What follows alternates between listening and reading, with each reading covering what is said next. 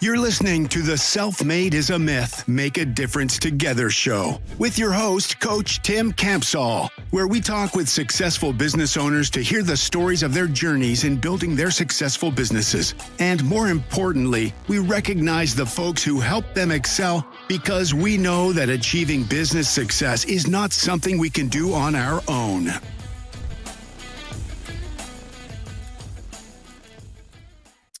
Hello, everyone. This is Coach Tim Campsall, and I'm excited to have a fellow business owner from Indiana with us today. Something unique about my guest is that before starting his business, he was a church planter. In his downtime, he enjoys taking trips with his wife and being with his children. And the thing he's most proud of is being a faithful father, husband, and follower of Jesus. It's my pleasure to welcome Kourtney to the show today. Hello, Kourtney. Hey, Tim. Good to be on here. Hey, well, let's start with having you introduce yourself. Tell us your full name and a little bit about your personal story, like where you were born and live and about your family. Sure. Full name, Kourtney Arthur Zahn is my full name. I was born in northern Indiana in the area called the Region. And so moved to central Indiana when I was about 13 with my mom and two sisters. And then when I graduated high school, kind of bounced around on different jobs here and there. Then I ended up going to Bible college for 2 years and then pursued pastoral ministry. While I was doing that, had kind of a handful of dead-end jobs after another, and then pursued church planting when I was in my late 20s, did that for a couple of years. And then through a series of events, decided to start my own business in 2011. Fantastic. And in your intro, I talked about your family. Tell us about them. Yeah, absolutely. So I've been married to my wife for 22 years, I believe. She was 19, I was 20, kind of high school sweethearts. Yeah. And then we have 4 kids. Her name is Faith, and then 4 kids, Bristol, Quinn, Shepherd, and Story. Shepherd and Story are 9-year-old twins. Quinn is my 11-year-old daughter, and then Bristol is my 13-year-old boy. Fantastic. And you enjoy spending time with them, obviously, but what's your go-to? What's the thing that the family all enjoys doing together? Yeah. So we like traveling. So we've been blessed to be able to go out to Colorado quite a bit and do at different times we find ourselves doing like extreme biking. So I grew up BMX racing. So we do some mountain biking, dirt jumping. We do a lot less of that now. My kids have kind of moved into basketball and soccer and whatnot, but we still find ourselves kind of being fairly adventurous. So things like that. Very good. Hey, Kourtney, is there a funny story that your family likes to tell about you that you'd be willing to share with us today? I mean, a funny story? I don't know. Funny story about myself. I don't know. My kids maybe think I'm a little bit reckless at times. So, a couple of years ago, we were in North Carolina, and I was hitting some larger size dirt jumps with my son, and shattered my elbow, and walked off the dirt jump course with a brace around my neck. And my kids thought I had broke my neck, and my wife thought I was dead. And so I may have chased a moose and a bear in Colorado once or twice in a Jeep. So they like telling those stories. Nice. That's why they're sticking to basketball now, right? Instead of the BMX. Right. Yeah, that's right. That's right. Kourtney, tell us, how did the business come about, and at what point did you have the confidence you could run your own business? So a couple of years before I started my business, like I said, I was church planting at that time. I had a full-time job working for a company that did similar to what I do now. So we were a masonry restoration company. I was a low-level project supervisor. And while I was doing that, I was still church planting and involved in ministry. And my wife said at one point in time, she said, "Hey, I think you should start your own business." And I'm like, absolutely not. Had no interest. I'm a pretty faithful guy and was really happy with what I did, and wasn't really interested in starting a business. This was just kind of an interim thing until I would be able to be a full-time pastor with the church that I was planning. And a series of events happened. One thing specifically, it says in it's 1 Timothy, I believe, that if a man can't pastor his own household, how can he pastor the household of God? And that verse really convicted me. And I just realized that at that season of my life, I just wasn't in a position where I should be trying to lead a congregation. And so at that time, I stepped away from church planning, actually started being a part-time youth pastor at the church that we started attending. And during that time, I had to figure out what my next step was. So I didn't have like any kind of formal education. I didn't have a skill that I could rely on. With the exception is I tell people that hypothetically, I'm a really good brick mason. And so I had seen a lot of masonry restoration work, seen a lot of fireplace work. I wasn't the guy doing it, but I had seen the way it played itself out. And so I felt like that was the only kind of thing that I could land on. And I think a lot of entrepreneurs start because there's a problem that they see and they think that they can solve it. And selfishly, my problem was that I needed a job. I needed to figure out how I was going to provide for my family. So I was 29, 30 at that time. We had our first son on the way.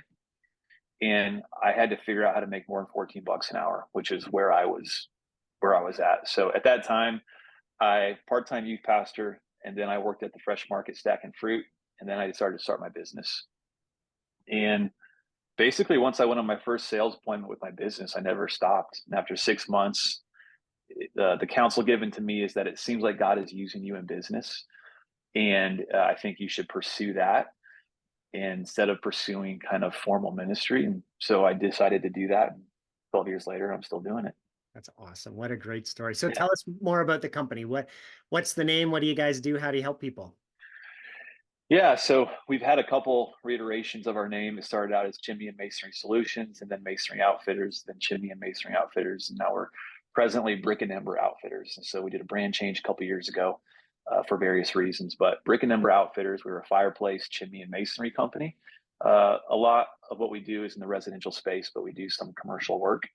And so if a customer has a fireplace that they want it serviced, we can sweep it. We can service a gas unit. And then we also take care of the functionality of the fireplace, making sure that it's lined properly, and then all the masonry on the exterior. So we can work with anything pre-existing, or we can build something new. And then we do a lot of masonry work on the exterior of a home. So tuck pointing, brick replacement. It's not overly complicated, overly fancy. I suppose some of our fireplace remodels can get pretty elaborate when you're building a structure, putting a different type of brick or stone veneer, and then running gas lines and different fireplace units and venting it properly. But that's primarily what we do. Fantastic. So, Kourtney, share a story where someone pushed you or inspired you that you could do it, even though maybe you didn't think that you could, and the impact that that person had on you. Well, my wife was extremely confident in that I could do something. I'm pretty resilient as far as overcoming challenges. And so, she initially said I should, and then I said, no, I'm not interested. And then I decided to. So she's always been really supportive. Yeah. And for me to start a business, we had no money in the bank. I remember taking any money we had to buy a $250 ladder. My first sales appointment was my wife's 1997 Honda minivan. That's not very impressive when you pull up to a customer's house, but that's how we started. We eventually had to take out a loan for, $9,000 to buy a truck, and I did that. And so I would say she's been the one that's been the most supportive. Yeah, that's fantastic. I would also say just people that have come to work for me. So I had a handful of friends and family that were willing to work with me. And so for them to do that was a vote of confidence. Yeah. And so there was some guys that I had worked with previously that decided to join me in my endeavor. So that was one of the main things. And then, I had a bank friend that supported me early on and gave me some of the loans that I needed. And so that was super beneficial. That was Elliott at Citizen State Bank. So they're a local bank in Indianapolis. So a lot of confidence there, which I appreciated. I felt like I've never had a whole lot of people challenge me on whether I should do what I'm doing. Mm-hmm. People have always been very, very encouraging and seeing that I had the abilities to do what I was doing. So they just kind of, people oftentimes encourage me in that. That's fantastic. Having that support group and that encouragement group is a big deal, especially when you're starting out from nothing to be able to know that all these people believe in you. That's fantastic. Yeah. So Yeah, it Great. is. What's been the biggest learning that you've had as a business owner? Uh, well, let's see here. When I started a business, I didn't think I was an entrepreneur. I didn't think I was a business owner. So when I thought about the things that I'd done in my 20s, or this who I was like when I was in high school, if I look back on it, I realized that I was somewhat of a leader. Hmm. Found myself kind of taking initiative and people kind of following the things that I was doing, being somewhat influential, never thinking of myself as a leader or an influential person. Yeah. But being in youth ministry, I was starting things, leading people, um, communicating to people in various ways. And so, not until I started a business then that I started applying those things just because I had to. Hmm. Didn't realize that I was actually fairly good at sales, but partially thanks to Aaron Prickle at Lucian. He helped us a lot in our formal training, but good with people, good with sales, and then had an eye for different ways to market ourselves to get in front of people, as Hmm. well as an eye for branding. Those were things that didn't realize it at the time, but as you start working within different aspects of a business, marketing, sales, branding, those all came fairly natural to me early on, primarily because I found myself wanting to set ourselves apart from other people in our Hmm. industry. Yeah. And there was a time where the construction industry wasn't overly attractive in the way that it presented itself online or carried itself in a sales appointment. I would say the construction industry as a whole has done better, but I would say 12 years ago they didn't do a great job at branding themselves on their trucks or having a website that was attractive to a customer. Hmm. So those are things that I'm the kind of person that if people are doing it this way, I want to do it the opposite way. I feel like I can do it better, and that hasn't always proven to be true. There's plenty of failure, but in the area of branding and marketing and in sales, I would say that we've done that pretty well. Fantastic. So we know that, and you've alluded to this already a little bit, we know that business success doesn't happen in isolation. So tell us about one of the biggest challenges that you've had in growing the business, and maybe a fellow business owner or a colleague who helped you through that.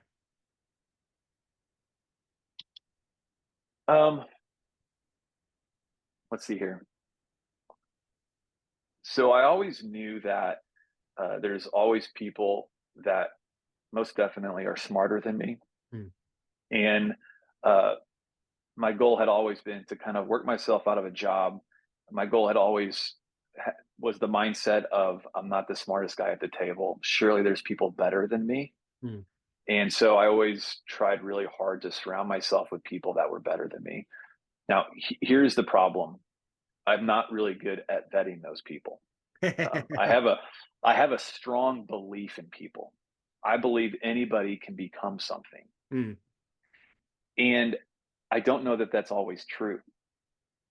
Um, primarily, some people are geared towards certain things. And because I'm fairly influential and when I talk to people, I can motivate people to capture the vision that I have Hmm. for our company or for them specifically. And then they believe they can do something, but they don't actually have the skill set. And then when they have to gain the skill set, they're not overly motivated to do that to become what I suggested they could. Yeah. And so I found myself doing a good job of getting out of the way, putting other people in charge, but not really vetting those people of being the caliber of individuals that I needed. Hmm.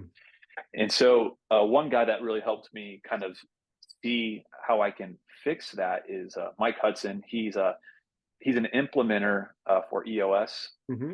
the entrepreneurial operating system. And so they have one part that's is called GWC, get it, want it, and capacity. And it's just a process of lining everybody up with what is your values, and then do they fit your values, and then are they capable of, do they get it, do they want it, do they have capacity to do it? Yeah. And whether you like the person, it's just a more of a factual way of vetting people to do what you need them to do. Yeah. And I still struggle with that, to be honest. So I try to remove myself. I try to, we use Lucian for some assessments when we hire people. Yeah. We use the EOS process, which really helps. It gets me out of the way and says, Kourtney, your intuition is not always right, because you just tend to, your intuition says anybody and everybody can do it. Yeah. That's not true. So this helps kind of get me out of the way, and uses some tools that people have brought my way to help out with that. Yeah. Yeah. It's so key. There's a term out there that has been incorrectly used, micromanagement. And the problem with the term micromanagement is now nobody wants to manage because we don't want to be micromanagers. So we all have, or many of us have pulled back and said, okay, well, I'm just going to be a leader. I'm going to inspire and motivate people. And then, and some folks, like you were just describing, are internal optimists. So we're like, hey, if I paint the right picture and the vision and I inspire and motivate people, they're going to, grow into their role and be awesome. And, the reality is that most people need to be managed to results, and some people need to be micromanaged until they're able to deliver results awesomely. And so, yeah, if it's not in your hard coding to be able to, to want to get into the weeds and really, help people, to figure those things out and discern whether they can do the job or not. I love what you're saying. Hey, let me find, somebody else on the team or a process that will help, pare down my optimism and make sure we're evaluating people on what they're actually going to be able to perform versus what I see their capability or potential.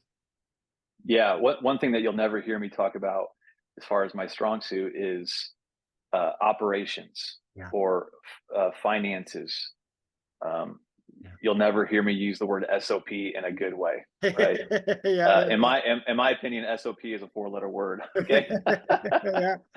I'm just not great at it, and I fought against it for quite some time. I Yeah. just felt like we could all kind of live in utopia and have this harmonious thing, and it just doesn't work that way.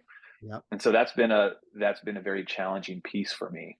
That's the operations of a business. So being that I was the guy that started it and then had done these different roles for a previous company, I was very competent in doing the work as far as from a management standpoint. But to manage people that are doing the work and then having to build infrastructure to manage them, Yes. I fail at it often, and I honestly failed for way too long. Yeah. Yeah. I could read another book, I could listen to another podcast, and I would get it, but at the end of the day, I just hate it. Yeah. I hate managing. I hate micromanaging, and so what do? I just I cast a bigger and greater vision, thinking that will fix all the operational problems, Yeah. and it just never does. Yeah. So and this is common for people who have started their own business. I think the EOS terminology is visionaries, right? A very common thing to happen where the visionary is really good at ideating and motivating and inspiring, but they can't land the plane. And so, so they need to hire somebody into that operations role who is awesome at detail and, dotting the I's and crossing the T's and can translate what the visionary is saying into, okay, what's the actual 90-day plan? And how does this, who's going to do what and by when, and I'm going to hold them accountable so that you can stay in that, leadership and inspiration role, and the other person can stay more in the operations management role, and together, you're the yin and yang to have an awesome business. Correct. I had a friend who used to work with me, Josh, and he said, Kourtney, working for you is kind of like building a plane and pushing it off the cliff before it's built, and then hoping for the best. And I would say that's a fair statement. So we're working really hard to do more building before we kind of launch, into new things. I love that. That's a great analogy. Yeah. Hey, Kourtney, I'm going to sort of put you on the spot here in a good way. If I was to ask you to pick 3 people in your business owner journey that you're most grateful for them being there to help with the business's growth? Who are those three people and how they help you? Three people. Um, Three people. One is Aaron Prickle. I talked about him. Um, I'll bring his name up every time if I'm going to talk about what got us to certain growth points in our business. And so I've been working with Aaron for about 6+ years, and he helped us kind of put a framework around how we sell, but more so why. Um, not just how, not just the tactical ways of what we do, but the mindset behind it, and that's been super helpful. And if that's the only process that I've been able to lock into, and that our company has done faithfully from day one of working with Aaron. Now, when I say faithfully, I mean we have not shifted from that. Mm, It's a constant battle to always follow a process, sure. but we've not stopped from pursuing that. Yeah. It's So good to Aaron hear. has been a huge benefit to our team, and I think most everybody from our team that works with him would be his name would be the first name that comes out of their mouth. Awesome. Yeah. Um, I mentioned Mike Hudson as well. Mike helped us implement EOS, which has been another one of those frameworks that, um, I think about it this way. My pastor says often, he says, "Blessed is the man who restarts family devotions all the time." So it's like there's these things in your life that you always think you should be doing. And it's like, if we could just be honest, we're constantly restarting good things that we know we should do. And, uh, we all feel bad about it, but it's the truth, right? We all have to get back on that workout program, right? We all have to get back on that diet or whatever it is. But we're always getting back on it, which is better than not. And so EOS is one of those things that we're constantly striving to implement more Yeah. and to hold to it more. And Mike, he helped us for a couple of years and walked alongside us in that, and that's been a huge piece. Yeah. And then I would say one other guy is David Dickinson. He's a guy that he worked with me. He was one of my first employees. He was actually moved here with me from New Mexico for our church plant, and then he decided to work with me as well. And he worked with me for a handful of years. Now he's his own business owner, doing a great job. But I would say he was faithful. Mm, He was committed, but he also was willing to challenge me. yeah. And he became a really good salesman. And we refer back to him often, in our sales team all knows him. And so we'll talk sales together as well. And so he really helped the company grow because he became a great salesman, Yeah. and which helped the company grow. And by default, then us around him were challenged to become better as well. So I'd say he's one of those guys. I love it. So I love the diversity of the different people that you referenced, and some internal, some external, just a good well-rounded group of support to help you to get to where you're at. So let's talk Yeah. about the future, Kourtney. As you think about the next 1 to 3 years, what's your number one priority or challenge that you see in achieving your goals? Well, I used to earlier on in business, having vision and big goals. Um, some people call it BHAG. Yeah. It was very easy for me, and I would say, to be honest, business really challenges. At times, it challenges the hopeful big ideas that you have. You realize that it's harder to get to where you want to go, Mm, and you have these markers. It's like, oh, if you can get past year 5, then you've arrived, or if you can get past year 10, then you've arrived. And you see these markers, or you have these dollar amounts that if you could achieve that, yeah. and then you realize for every dollar amount that you achieve, there's like another level of operational complexity that's also then added to it, Yeah. that makes the money less profitable. And so you got to do this one thing, and then you realize how hard it is to get there.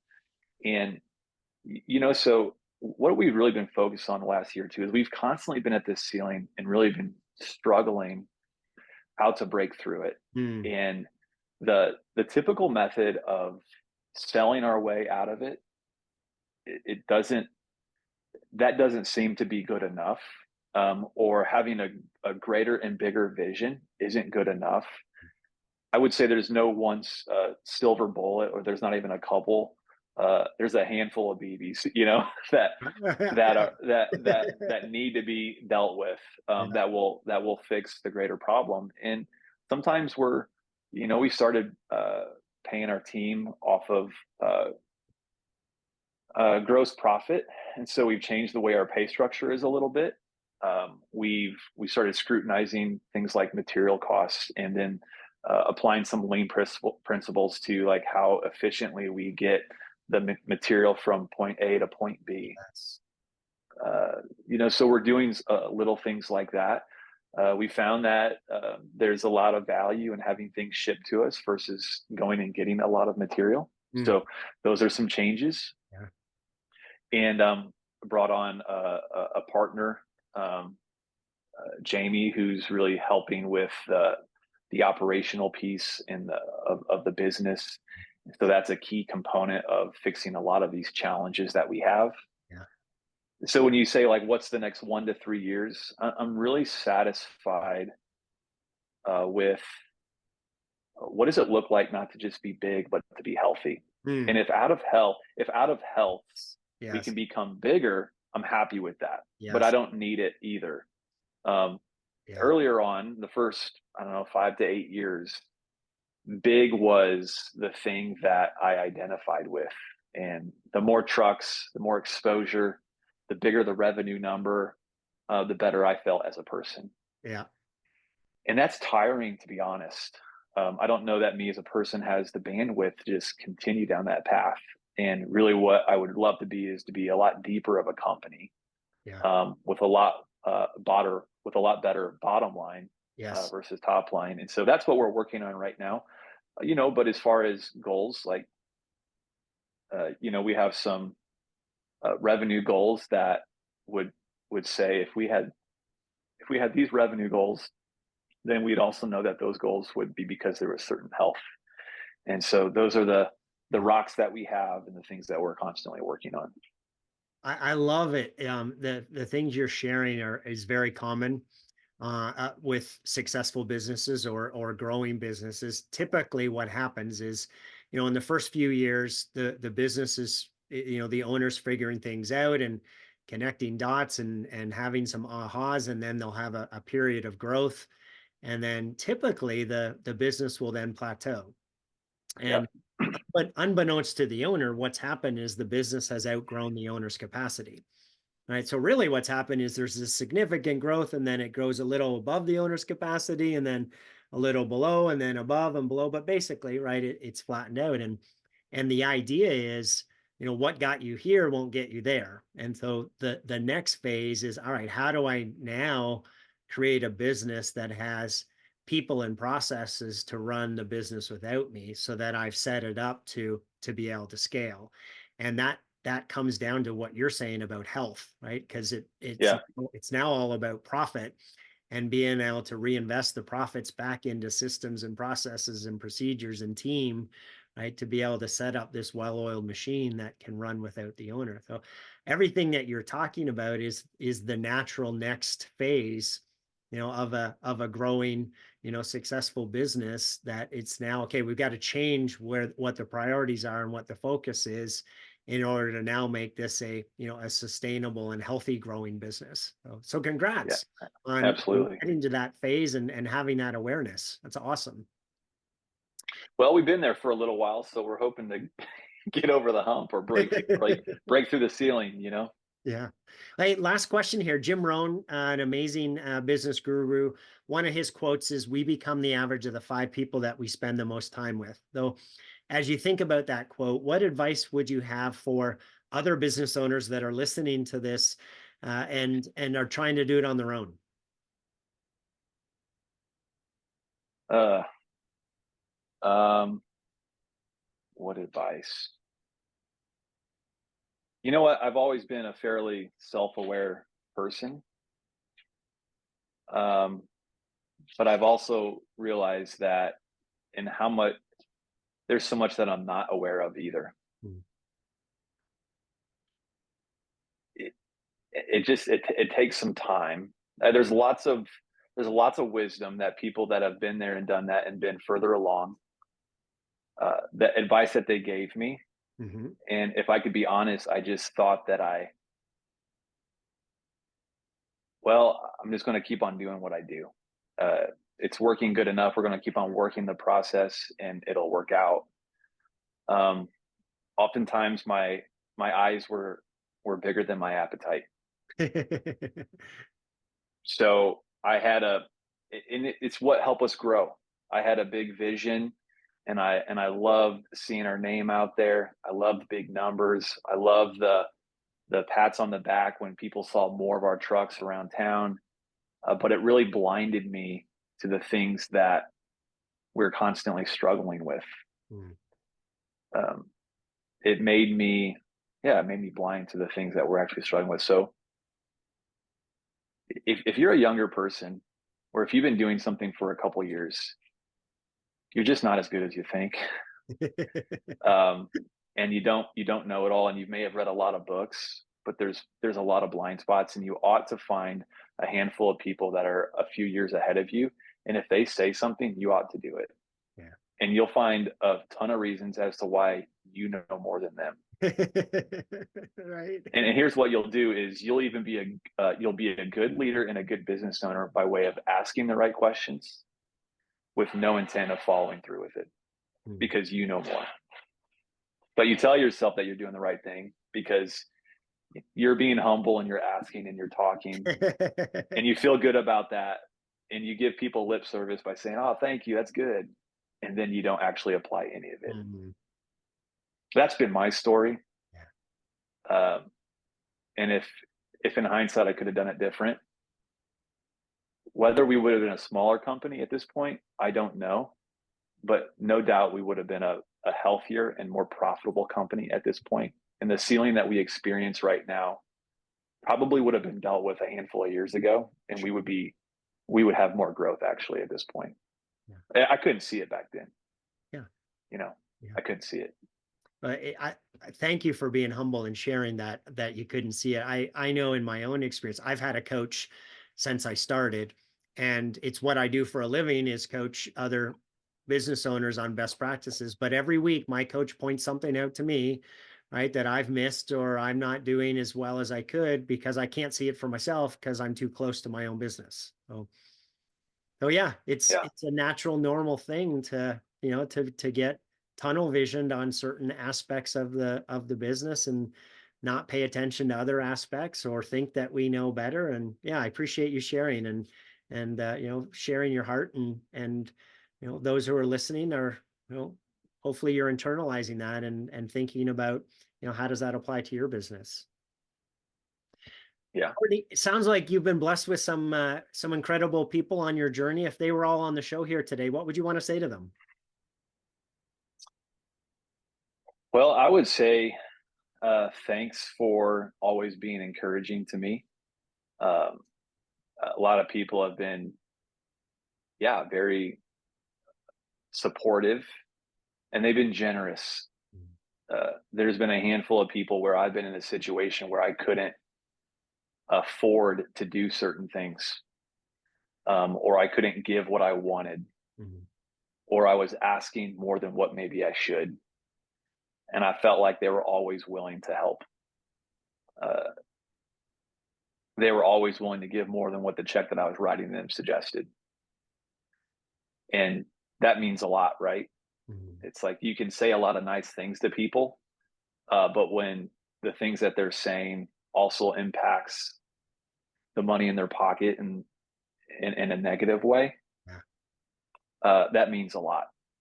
And so there's been those guys have done that for me at various times. So I appreciate that.